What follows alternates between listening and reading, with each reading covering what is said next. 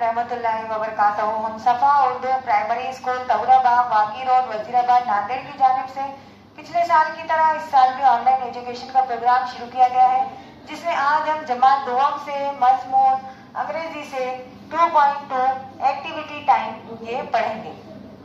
English की दर्स किताब से 2.2 एक्टिविटी टाइम ये हम पढ़ेंगे। Let's play. Ball, star, pen, lion. देखो यहाँ पर तस्वीर नज़र आ रहे हैं और उनके नाम हैं। हम पढ़ रहे हैं, आप भी दोहराना। Ball, star, pen, lion. Ball, star, pen, lion. Cup, tree, fish, bus.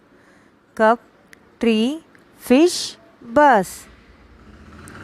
Peacock, mango, house, ice cream. Peacock, mango, house, ice cream. Monkey, bird, umbrella, sun. Monkey, bird, umbrella, सन।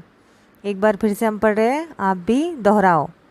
Ball, star, pen, lion. Cup, tree, fish, bus. Peacock, mango, house, ice cream.